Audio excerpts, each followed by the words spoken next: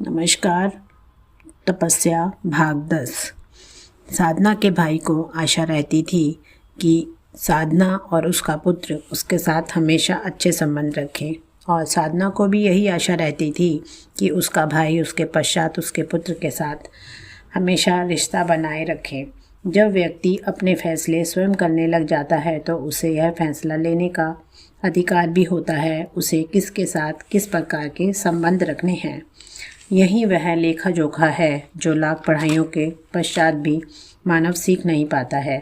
व्यक्ति को इसी जन्म में अपने सारे ऋणों से उऋण होने का प्रयास करना चाहिए, जिससे माता पिता के अतिरिक्त सभी ऋणों से उऋण हो सके। तो भी दूसरों से आशा पालकर ऋणी क्यों हुआ जाए। बात जितनी बोलने लिखने व कहने में सरल है, व्यक्तित्व में उतारनी उतनी ही कठिन। ये सब जानती थी साधना, पर हर क्षण ना जाने कैसे कितने ऋणों से घिरी हुई थी और इसका मूल्यांकन करने का उसके पास समय ही नहीं था। यह कोई नई बात नहीं है, अक्सर समाज में हम सबके साथ ऐसा ही होता है। शायद स्वयं का मूल्यांकन करना अधिक कठिन होता है सामने वाले के मूल्यांकन से। सांसों की डोर के साथ साथ व्यक्ति हर पल नए रिश्ते नए ऋणों को प्रतिदिन अपने पर लादता जाता है। उसे इस चीज़ का भान ही नहीं होता, पर जब वह अंतिम क्षणों की ओर जाता है तब अनुभव होता है कि कितने बंधनों को तोड़कर इस आत्मा को शरीर से निकलना है। नवीन बंधन ना बनाकर बेहतर यही है कि पुराने बंधनों को बिना किसी रोष के स्वीकार किया जाए।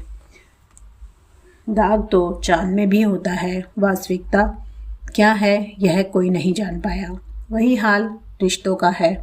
वास्तव में हम मनमुटाव और मुटाव दोनों में भेद नहीं समझ पाते। साधना का अपने परिवार के साथ कैसे संबंध रहे हैं, यह परिस्थिति वश ही थे। जब आंतरिक रूप से व्यक्ति शांत नहीं होता तो बाहरी शांति मिलना कठिन होता है।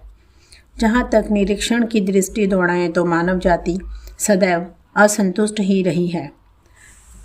आत्मचिंतन पश्चात यदि कोई प्रकाष्ठा तक पहुँच जाए तो वह सभी बंधनों से मुक्त हो पाता है, जो कि सबके बस की बात नहीं है। विरले ही इस स्थान को पा पाते हैं। तपस्या मात्र एक नारी ही नहीं करती, पूरी मानव जाति पूरे प्राणी करते हैं। अपने सपनों को पूर्ण करना चाहते हैं। परिस्थितियां चाहे अनुकूल हों या प्रतिकूल, उसी के अनुसार तपस्या का स्तर परिवर्तित होता जाता है। पिता भाई बेटा कहीं भी अधिक तपस्या करते हैं अपने परिवार बच्चों के लिए, माता पिता के लिए। ये नहीं कहा जा सकता कि वह मानसिक स्तर पर परेशानियों का सामना नहीं करते। हर व्यक्ति हर स्थिति में नए प्रकार की समस्याओं का समाधान करने में जुटा रहता है। यहाँ तपस्या की माता, तपस्या के पिता, उसके भाई, साधना पूरे समाज की वास्तविकता को दर्शाते हैं, जो हम आज भाग दौड़ की ज़िंदगी में भूल गए हैं। पैसा कमाने की होड़ में इतने जुटे हुए हैं कि स्वयं से प्रश्न करने का समय ही नहीं है, आखिर इतनी भागदौड़ किसके लिए। सबसे महत्वपूर्ण बात यह है कि शरीर जब तक रहता है तब तक ही आशाएं, इच्छाएं, संतुष्टि, त्याग और सारे रिश्ते हैं। शरीर का त्याग करने के बाद जब ये आत्मा निकल जाती है तब इन सब चीज़ों का कोई महत्व नहीं रह जाता। मूलतः देखा जाए तो व्यक्ति का इन सबसे महत्वपूर्ण आत्मा की संतुष्टि के लिए कुछ कार्य करने का समय तो होना ही चाहिए। विषय जितना वास्तविक है उतना ही कठिन। निर्भर आप पर करता है कि आप वास्तव में जीवन से चाहते क्या हैं। इस धरा पर आप क्या लेकर आए थे और क्या लेकर जाना है।